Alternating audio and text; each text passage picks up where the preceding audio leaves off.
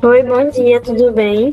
Eu sou a estudante de Direito e extensionista do MMI, e hoje a gente vai conversar sobre os riscos e oportunidades para a criança online. Temos conosco hoje Jorge Valença, que é professor da UFRPE e pesquisador da área de comunicação digital e infância, líder do laboratório Aspas e consultor da Unesco e pesquisador da plataforma de plataformas digitais. Olá pessoal, eu sou Henrique, estudante de Direito e extensionista do MMI, e este é mais um episódio da série MMI Compartilha, que é um ciclo de conversa online promovido pelo projeto de extensão Maternagem, Mídia e Infância da Universidade Federal de Pernambuco. Professor Jorge, seja bem-vindo. Eu só agradeço o convite, é sempre bom tratar desse tema com outras áreas, e vocês não são da computação, então é importante ouvir vocês também e levar mensagem às pesquisas da gente para outros ambientes, né, para que promovam um debate mais plural, né? E eu acho também mais efetivo. Obrigadão pelo convite. Obrigada, professor. Hoje a gente vai dar continuidade a um ciclo de conversa que já vem tendo, né, no projeto de extensão, mídia e maternagem. Hoje a gente vai fazer algumas perguntas, tá bom? A primeira é, quando falamos em criança online, quais são os principais riscos que elas estão expostas hoje? E como os pais e cuidadores podem reconhecê-los no dia a dia? Pergunta boa. Sabe o que eu faria para a gente pensar a respeito dos riscos? Eu tentaria classificar por tipo de plataforma. A gente faz muito isso no nosso grupo de pesquisa, que é o ASPAS, né, que é uma sigla, um acrônimo para aspectos sociotécnicos em plataformas de software. Então, quando a gente vai investigar essa perspectiva técnica, que pode ser dos algoritmos, pode ser dos dados, pode ser do design, a gente sempre tenta associar isso e busca sempre, né, associar isso e verificar impactos nos usuários, que podem ser as famílias, podem ser as crianças e adolescentes, assim por diante. E também a gente analisa aspectos de negócio das empresas de tecnologia, né? Então, quando a gente estratifica, a gente vai pensar quais são, por exemplo, os riscos para crianças que estão em plataformas de bets, que elas circulam por ali. A gente tem uma série de plataformas ilegais, até as legais também podem ter mecanismos de verificação de idade que não são seguros o suficiente, então as crianças acessam, os adolescentes também. Plataformas de mídia social. A gente também vai ter plataformas que são de jogos. Então, quando a gente estratifica, a gente pode ver melhor quais são os riscos. Então, a gente conduziu um estudo recentemente ligado ao Discord, que é uma plataforma de comunicação que é muito associada ao cenário de discussão sobre jogos, ou então comunicação dentro da empresa. E aí no Discord, se a gente for analisar os riscos, eles são diversos. Você vai ter riscos ligados a conteúdo. Então, o conteúdo que circula dentro daqueles grupos, que são conhecidos como panelinhas, que tem um acesso muito limitado a partir de links, que são colocados, por exemplo, no story do Instagram, ou seja, outro tipo de plataforma. Então, a gente vai ter ali divulgação de conteúdos nocivos para crianças e para adolescentes, tóxicos de fato para qualquer pessoa, não só para esse grupo que é ainda mais vulnerável pela faixa etária, né, está em desenvolvimento. A gente vai ter riscos de contato ali, não só de conteúdo. Então, entrar em contato com pessoas que a gente não desejaria que essa criança e esse adolescente entrasse em contato.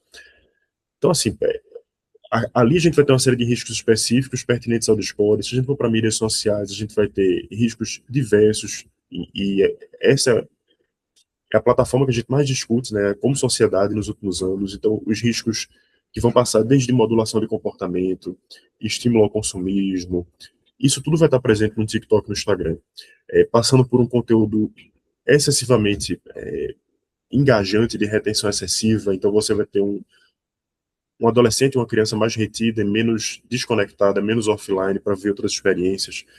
Então, eu diria que os riscos, os pais e as famílias podem pensar que eles vão variar, infelizmente, de acordo com a plataforma, que é interessante saber que no Roblox vai ser um tipo de risco, que pode ser de conteúdo, pode ser de uma conduta também ligada a consumismo, que a criança vai gastar muito da moeda virtual, pode ser de contato com estranhos que vão estar naquele chat. Na mídia social vai ser outro tipo de risco, no Tigrinho vai ser outro tipo de risco.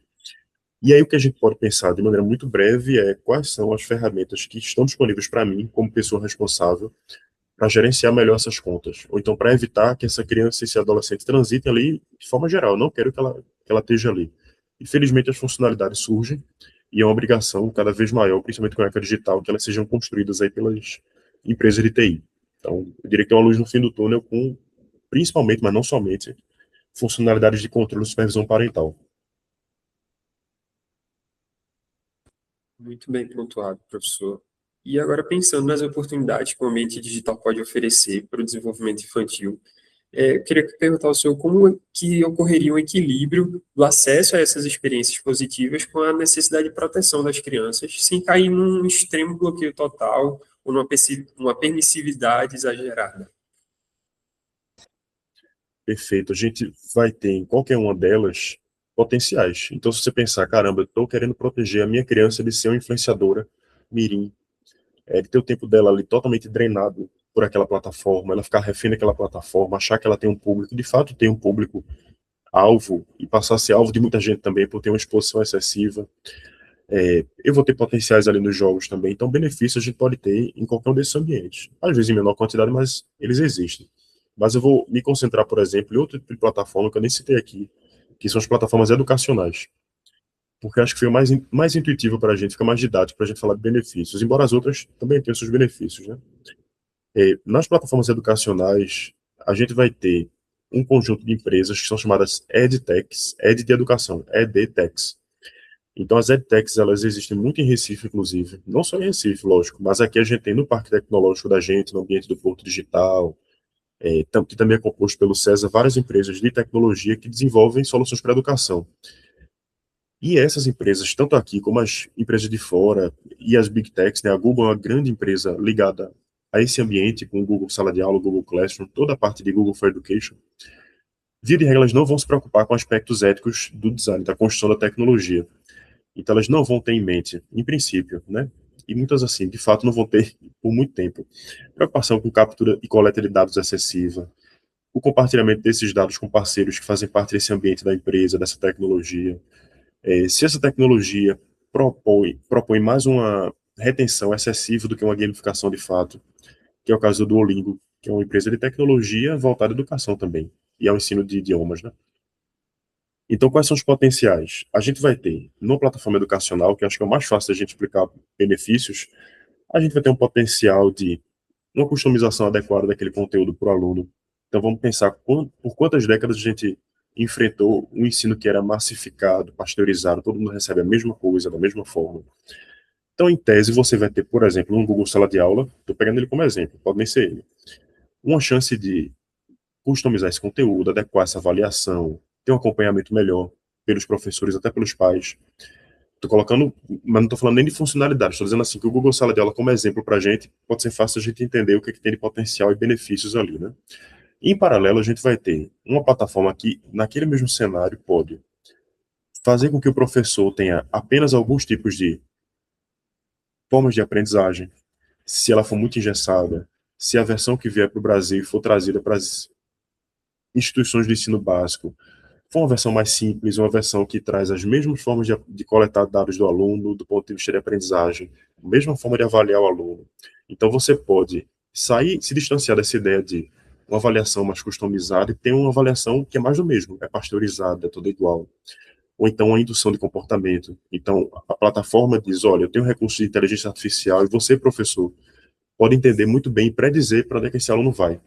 Então você começa a tirar o processo pedagógico do professor e da professora, fazer com que ele seja de acordo com o que a Google Sala de Aula, aquela plataforma deseja. Então eu peguei esse exemplo, né, e fui até o final assim para a gente dizer o seguinte: que todas elas têm chance de ter um design antiético e é o que mais tem, que é essa construção de tecnologia que não pensa muito na autonomia do usuário nem de longe, né? Na tomada de decisão informada, no bem-estar digital, e vai pensar muito mais e somente no modelo de negócio.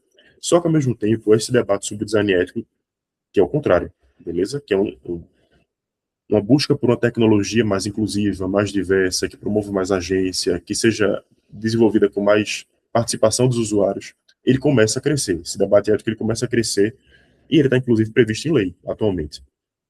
Então, acho que a gente tem potencial para a criança ficar ali protegida na tecnologia e, como a gente fala muito, nesse ambiente de discussão nacional, não protegida da tecnologia. A gente não quer tirar ela dali.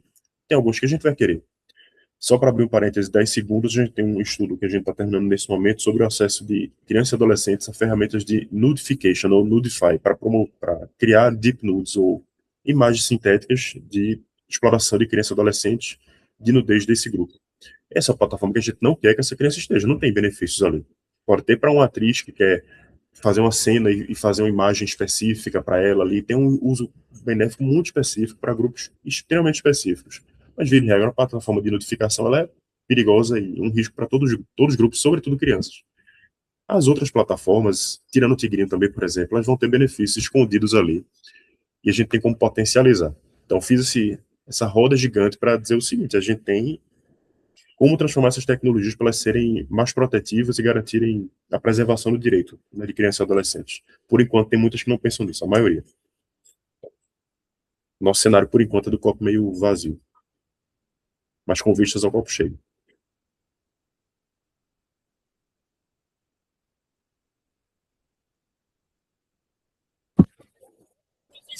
As redes sociais e as plataformas de streaming utilizam algoritmos que podem capturar a atenção das crianças por um longo período, não é isso? De que maneira esse design intencional das plataformas impacta o bem-estar infantil? E a outra pergunta seria: qual é a responsabilidade das empresas de tecnologia nesse cenário? Uhum.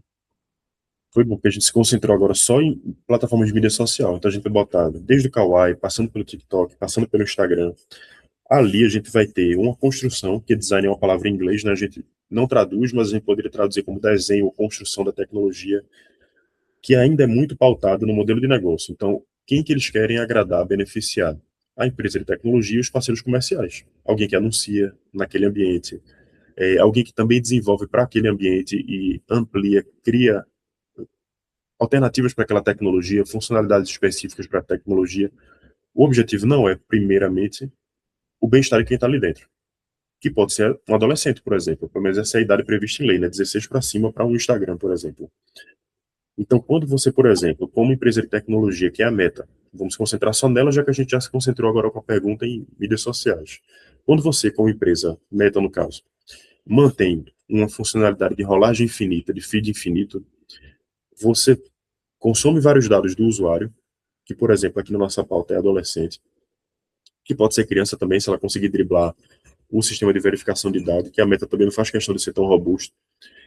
Então, vamos pensar criança e adolescente, vamos amplificar a discussão. Então, quando você tem a captura de vários tipos de dados, dados que estão nas conversas, dados que estão claros para a empresa, que são dados pessoais, dados de navegação, onde eu, como adolescente, cliquei, o que é que eu fiz aqui? Aí, quando você traduz tudo isso em conteúdo, então você entende tão bem esse adolescente, que nem ele se entende dessa forma, nem a gente adulto se entende dessa forma, mas a empresa entende muito mais profundamente quem eu sou. Aí você traduz em conteúdo, você faz, olha, eu acho que Jorge gosta desse tipo de conteúdo, dessa forma. Você traduz isso no feed. Então esse feed com essa rolagem infinita, ele é muito agradável, porque ele é feito assim, sob medida, como a costureira faz, assim, ajustando aqui, apertando ali, ele é muito sob medida para mim. Então é muito difícil que eu saia dele. Então, uma funcionalidade, só essa que eu peguei, que é de rolagem infinita, isso é uma funcionalidade da plataforma. Essa rolagem infinita, ela atrapalha o bem-estar, porque ela não tem fim. No que ela não tem fim, você não tem noção do tempo que está passando, você não tem noção de que chegou ao final e que você precisa se desconectar, você não tem um alerta para dizer, olha, você já viu, por exemplo, 15 postagens, vamos dar uma pausa, daqui a pouco você volta. Não tem nada, nem uma recomendação ou nem um impeditivo, a partir daqui, só daqui a uma hora você volta. Então, obviamente, que a criança vai passar muito mais tempo do que previsto. Por falta de discernimento, por falta de letramento digital, porque a funcionalidade, por tabela, a ferramenta é viciante, nesse aspecto em particular. Então, essa é uma funcionalidade de tantas que existem ali que vão atrapalhar o bem-estar.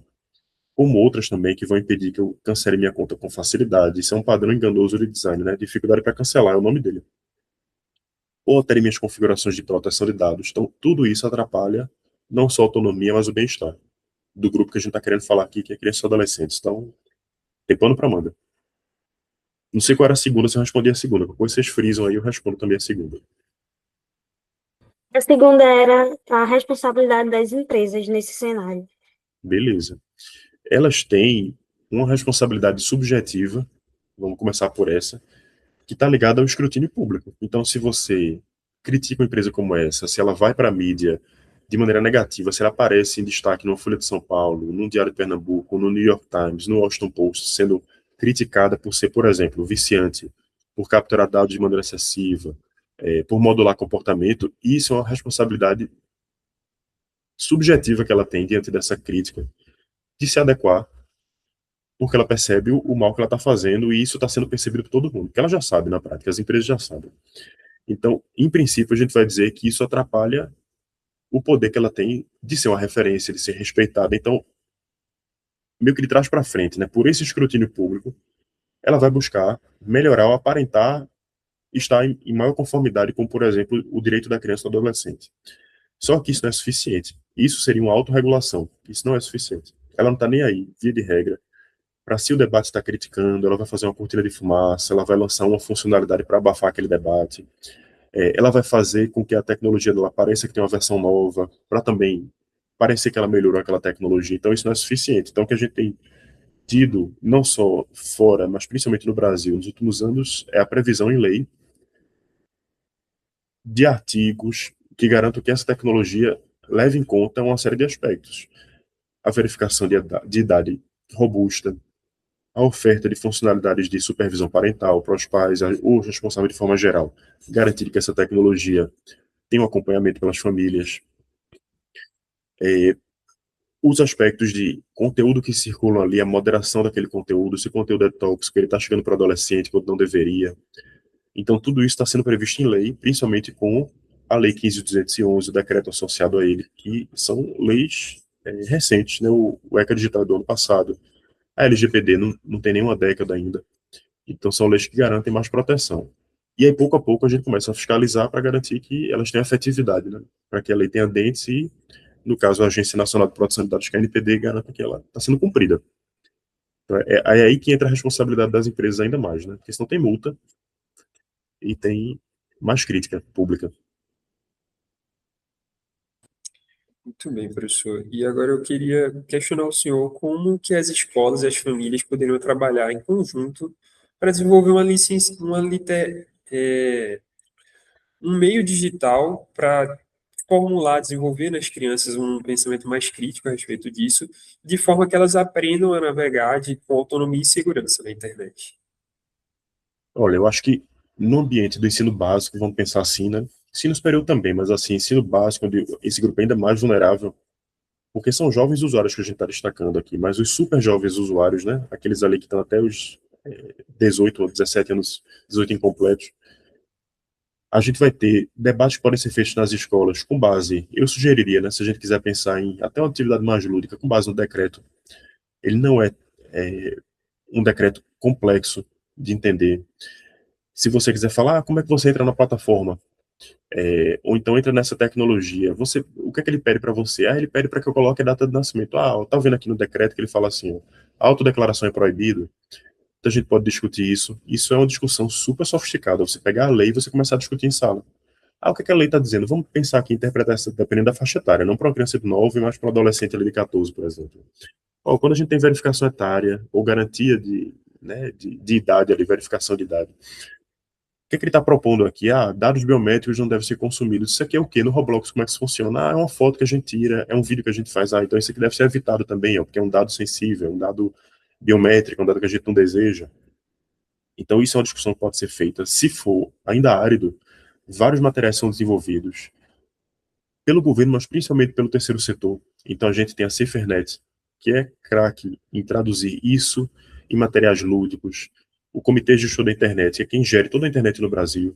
Então, NICBR, Comitê Gestor da Internet, que é o CGI, desenvolve várias cartilhas, vários materiais de explicação que traduzem isso em ou vídeos, se for o caso de ter uma discussão em sala, ou cartilhas e materiais de apoio para fazer uma discussão. O Instituto Alana também faz muito isso.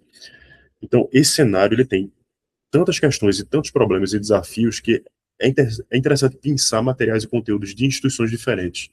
Então, se o objetivo for debater suicídio na internet e riscos nessa linha de saúde mental, aí, por exemplo, a escola e a família poderiam consumir materiais do Vita Aleri, né, o Vita Aleri, que trata de suicidologia, que trata de cyberpsicologia.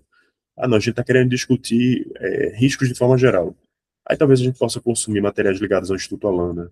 O beabá disso aqui, supervisão parental, do Comitê Gestor da Internet. Não, a gente quer falar de jogos. Aí vai ter a Homo Ludens, que é um ambiente e também uma instituição privada, terceiro setor, que orienta sobre controle parental em jogos. Então, acho que essa é uma forma de ter uma discussão mais rápida. Se isso for insuficiente, ou se aquela escola vir que os adolescentes não se interessam por isso, acham ainda assim monótono um jogo ou coisa desse tipo, pode trazer depoimentos. Então, tem ocasiões em que eu já fiz explicações em escolas sobre aspectos do ECA digital e os alunos perguntavam, a gente debatia. Então, pode ser só pergunta e resposta. Isso funciona. E aí o letramento é complexo porque a gente tem múltiplas parentalidades, né? Então, a gente vai ter baixo letramento digital de forma geral das famílias, então você tem que explicar o básico. Ou então tem uma família que é informada, mas não tem pacote de dados. Então, acho que o governo também tem que se responsabilizar, e as empresas, elas têm isso previsto em lei, o ECA Digital prevê isso, iniciativas de letramento digital, ela promover. Porque você não pode pensar que vai ser aquele pai de elite, aquela mãe de elite, que tem terapeuta ocupacional para o filho, que vai entender. Essa daí talvez até nem queira, não tenha nem tempo, prefira outras atividades do que a orientação do filho, né? Eventualmente. Essa persona, essa mãe, esse pai. Então é importante também não pasteurizar esse letramento digital, não dizer assim, ó, a cartilha serve para todo mundo. Não, não serve. Vai ter um pai que vai preferir um vídeo do TikTok para ter uma explicação sobre o tipo, desse aspecto. Vai ter uma escola que vai ter outra necessidade, que os alunos vão preferir uma dinâmica diferente. Mas acho que o caminho é esse, é debate em cima do que a gente tem visto, de problemas e trazer soluções que podem ser da lei, que já existem, ou de plataformas que já estão começando a se adequar e são éticas, né? Então, um pouco mais éticas. Eu iria nessa linha. Entrando no tópico de lei, professor, a pergunta seria: existem políticas públicas ou iniciativas regulatórias em curso no Brasil que buscam proteger essas crianças no meio digital? E quais os avanços e as lacunas que ainda precisam ser enfrentadas?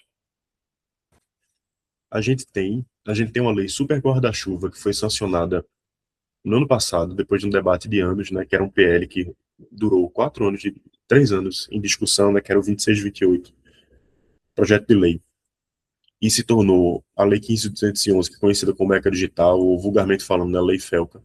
Então, essa é uma iniciativa importantíssima, é uma lei inovadora, no mínimo na América Latina, mas a gente pode dizer que ela é até mundialmente inovadora, porque ela é uma lei guarda-chuva, cobre vários aspectos, então isso é uma iniciativa. O que não entrou na lei vai entrar como emenda, e isso é um sopro de esperança para a gente, porque a gente viu que aquela lei que já é super ampla no pobre, as emendas estão sendo feitas, ela está sendo expandida.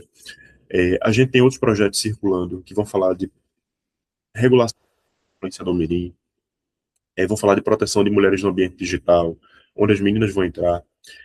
Então, acho que o Brasil está sendo pioneiro em uma série de PLs, lógico, que vai ter uma força de resistência, e isso é natural.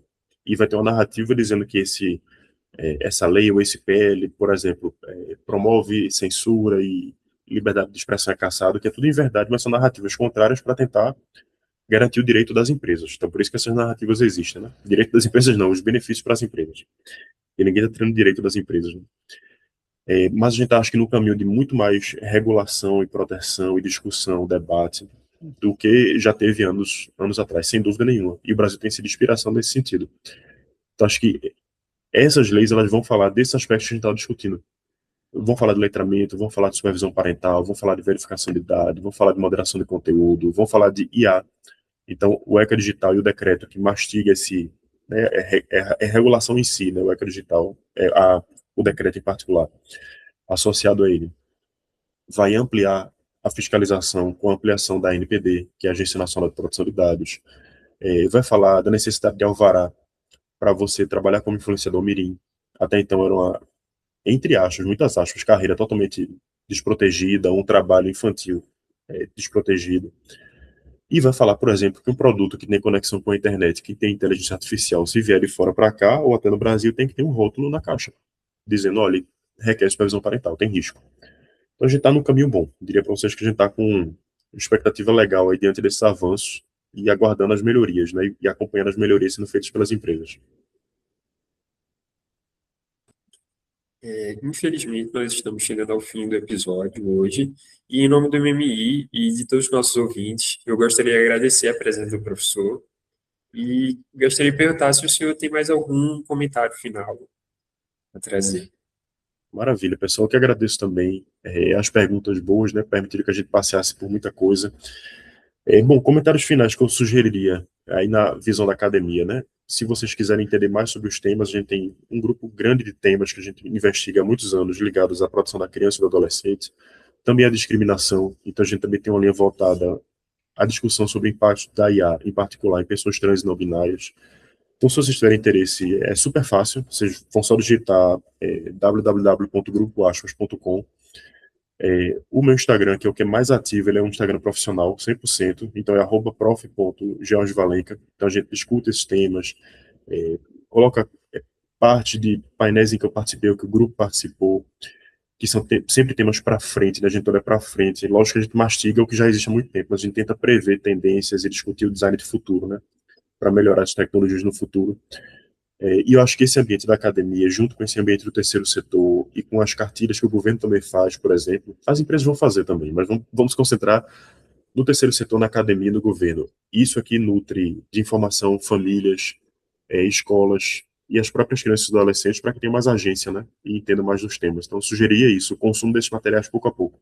Se quer um vídeo, eu vou consumir esse vídeo que o Jorge colocou aqui, que me explica sobre, sei lá, antropomorfização da tecnologia. Não quero. Eu acho um saco ver vídeo, eu quero uma coisa mais mastigada. Quero ler com calma. Então, vai consumir um artigo. Ou então, vai ver uma cartilha que é mais lúdica. Pode ir numa cartilha do Comitê de Estudo da Internet. Então, essa é a mensagem que eu deixei no final. E a gente fica à disposição para outras interações e para fornecer mais informações. Muito obrigada, professor. Obrigada também aos nossos ouvintes pela audiência. O projeto Maternagem, Mídia e Infância é uma iniciativa do grupo de pesquisa Mídia, Maternagem e Cultura do Consumo, em parceria com a Pró-Reitoria de Extensão e Cultura da UFPE. Nossa equipe é coordenada pelas professoras Maria Culler, de Mendonça, e Caroline Dantas. E para acompanhar nossas atividades, acessem o nosso Instagram, @mmi.fpe. Para saber mais sobre o nosso trabalho, o trabalho do nosso convidado, podem acessar o Instagram do professor George Valença, o site e o Instagram do Grupo Aspas também. Professor, você gostaria de falar o arroba do grupo Aspas? O do grupo é @aspasgrupo, é o contrário, @aspasgrupo. Certo.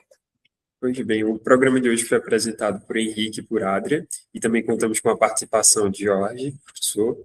E nosso programa também ficará disponível no formato de podcast no YouTube. Muito obrigado pela audiência e até o próximo programa.